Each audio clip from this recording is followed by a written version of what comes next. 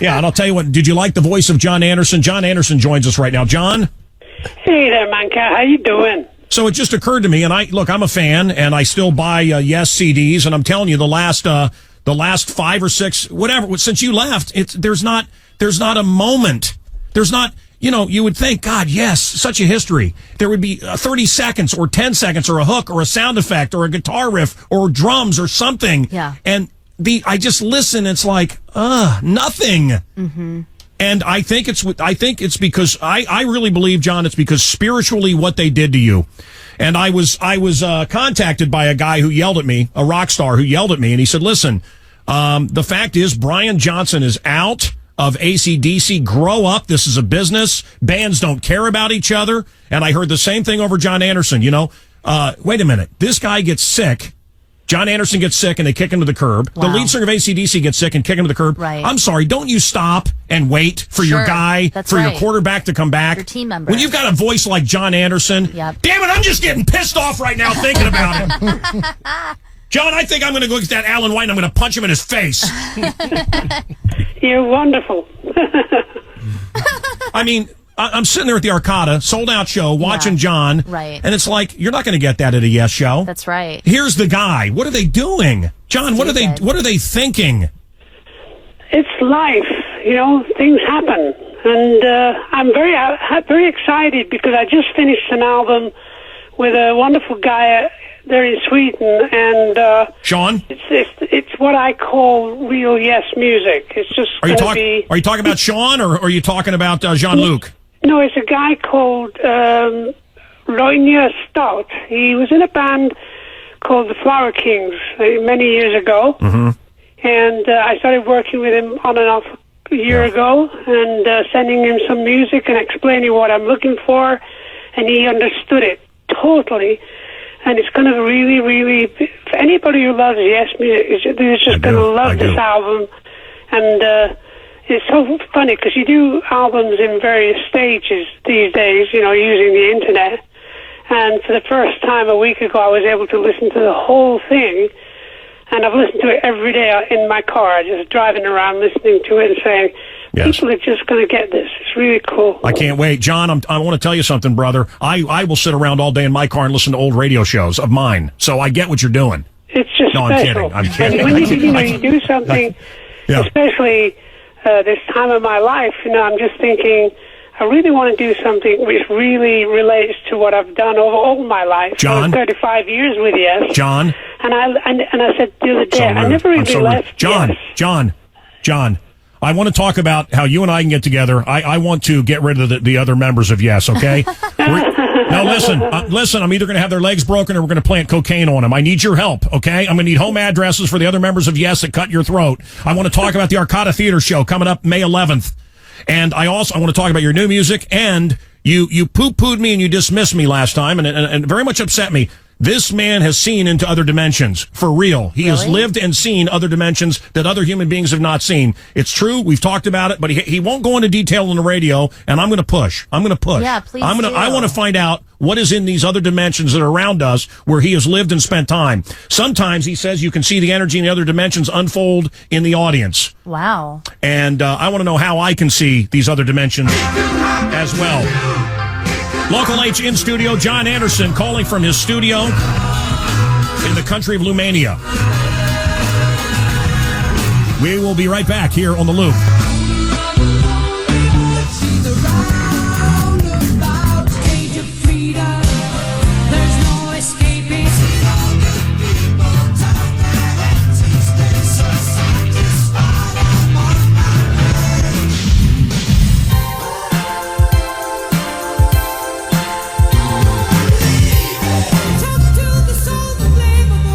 John Anderson live on The Loop right now.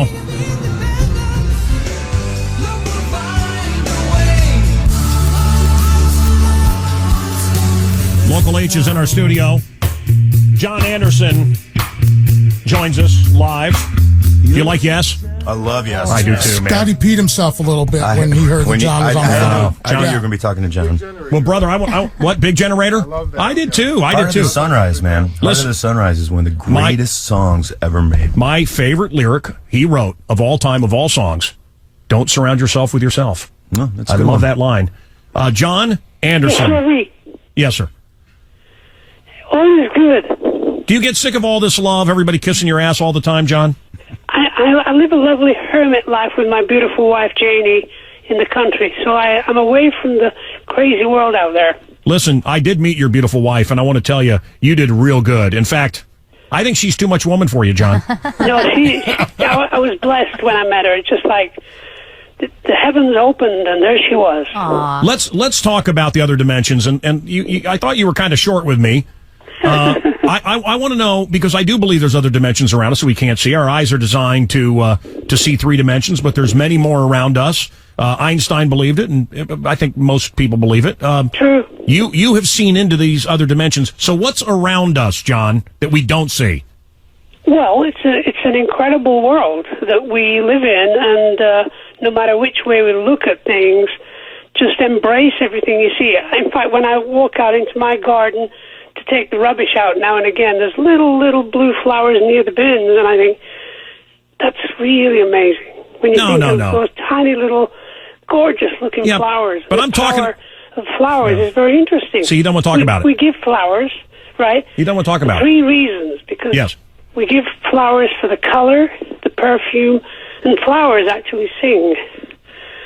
What do you mean flowers sing? They have a very beautiful humming sound. If you're very, very fortunate enough to hear them, you're probably on acid, which is cool. John, how are you able to see into these other dimensions and live there? Was it through meditation? It's a combination of being very open and knowing that what we see in general is a very small part of life. Sure. But see, the world is just full of so much energy, interdimensional energy. Yes. There's light beings. We call them fairies or divas. And I actually saw one on my 40th birthday in Thailand. I was on an island, and I had this lovely visitation. It came and flew over me. And it was like, I was at midnight, actually. And it actually mentioned something. It just said, out of the blue, it just said, didn't speak verbally, just subconsciously. It said that, yes, we really connected with Disney in his dreams. And there's more to life than you could ever imagine. And I was so excited, because it's like meeting with God. Because God is all that is, shall we say, you know? Yes, sir. Well, the Bible says we entertain angels unaware, so you never know that person you're ignoring or being cruel to. We entertain angels unaware. John, what about I was at the Sold Out show at the Arcada. A beautiful show. I can't wait to see you on May 11th, but does energy come to you, because you're able to see these other dimensions? Does energy come to you on stage in various colors? Do different emotions have different colors? Of course, yeah. I just generally think that when I'm, especially on stage, I'm in this sort of super connected feeling of singing. I want to make sure it's right, and I want to make sure the lyrics are right. I want to make sure the balance of the band is right. And I want to make sure emotionally the audience are getting it. And then you feel it from the audience. And the energy that comes through from the audience makes the band play like we play. How much of what you've written with Yes and with, how do you say the guy's name, Vangelis? How do you say it? Vangelis, yeah. Yeah. How much of this, John, is auto-written, do you think, and God-inspired?